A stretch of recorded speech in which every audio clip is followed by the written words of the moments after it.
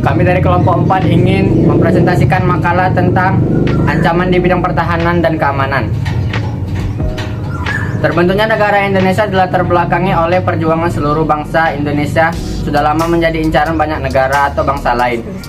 Dikarenakan potensinya yang besar dilihat dari wilayah yang luas dengan kekayaan alam yang banyak. Nyatanya ancaman tidak datang dari luar saja, tetapi juga dari dalam. Meski demikian, negara bangsa Indonesia memegang satu komitmen bersama untuk tegaknya NKRI. Oleh karena itu, sistem pertahanan dan keamanan NKRI diselenggarakan melalui usaha membangun dan membina kemampuan.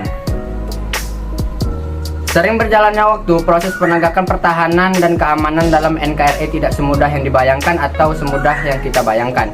Masih adanya masalah teror dan konflik SARA yang terjadi pada suatu wilayah memiliki tujuan yang sama, yaitu tidak ingin bangsa Indonesia hidup damai dan tentram. Selanjutnya akan dilanjutkan oleh Atika Sundari. Ancaman di bidang pertahanan nasional dapat berupa agresi militer, pelanggaran kedaulatan wilayah, terorisme, pemberontakan bersenjata, dan spionase. Ancaman tersebut dinilai mempunyai kemampuan membahayakan kedaulatan negara, keutuhan wilayah, dan keselamatan segenap bangsa. Berikut ini rangkuman tentang macam-macam ancaman terhadap integrasi nasional di bidang pertahanan dan keamanan. Selanjutnya akan dilanjutkan oleh Said. Bentuk ancaman di bidang pertahanan dan keamanan. Yang pertama ialah agresi dan invasi. Suatu negara yang melakukan agresi terhadap negara lain adalah ancaman bagi kedaulatan negara, keutuhan wilayah, dan keselamatan segenap bangsa Indonesia.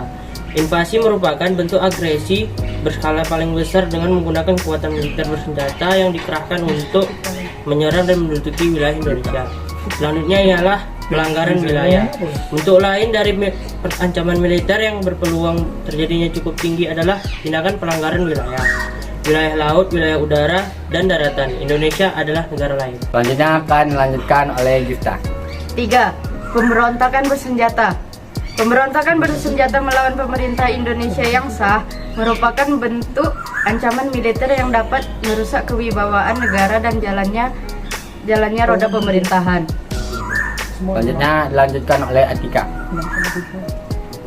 Yang keempat, sabotase dan spionase.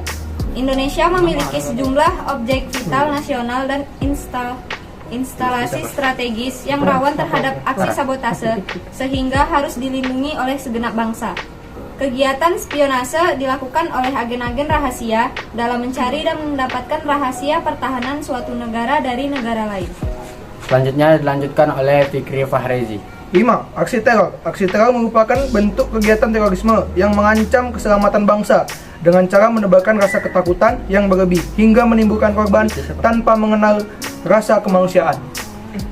Selanjutnya akan dilanjutkan oleh Ara. Ancaman keamanan laut dan udara. Kondisi geografis Indonesia meliputi wilayah perairan dan udara yang bisa dilalui transportasi dunia yang padat, baik transportasi maritim maupun di gantara. Selanjutnya akan dibacakan oleh Naufal. Konflik komunal. Konflik komunal adalah gangguan keamanan dalam negeri yang terjadi antar kelompok masyarakat itu sendiri. Dan dilanjutkan oleh Atika Sundari.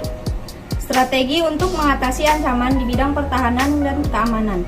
Sistem pertahanan rakyat semesta atau Sishankata pada hakikatnya adalah bentuk segala upaya untuk menjaga pertahanan dan keamanan negara.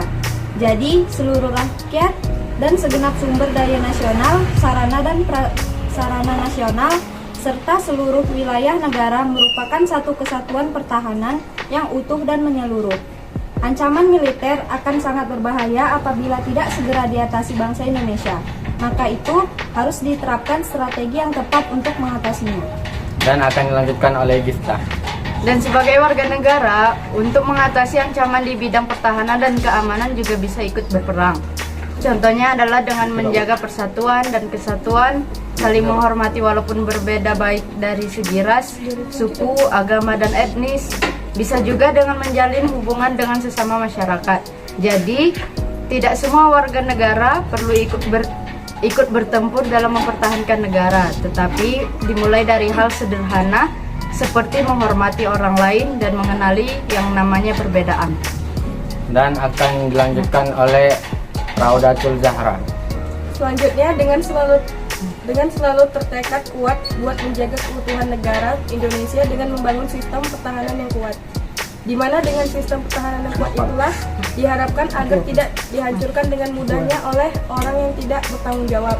Karena itulah yang dibutuhkan sikap menjaga kedaulatan dan keutuhan dari negara. Selanjutnya akan dilanjutkan oleh Fikri Fahrezi. Dalam Undang-Undang Dasar tahun 1945 telah mengatur strategi pertahanan dan keamanan bangsa Indonesia dalam mengatasi ancaman militer. Hal tersebut tercantum dalam UUD 1945 pasal 30 ayat 1 sampai 5. Jadi seluruh rakyat dan segenap sumber daya nasional, sarana dan prasarana nasional serta seluruh wilayah negara merupakan satu kesatuan pertahanan yang utuh dan menyeluruh. Dalam Undang-Undang Negara Republik Indonesia 1945 telah mengatur strategi pertahanan dan keamanan bangsa Indonesia dalam mengatasi ancaman militer. Demikian penjelasan dari kelompok 4 mengenai ancaman di bidang pertahanan dan keamanan. Bila ada kekurangan mohon dimaafkan, kepada Allah kami mohon ampun. Demikian, wassalamualaikum warahmatullahi wabarakatuh.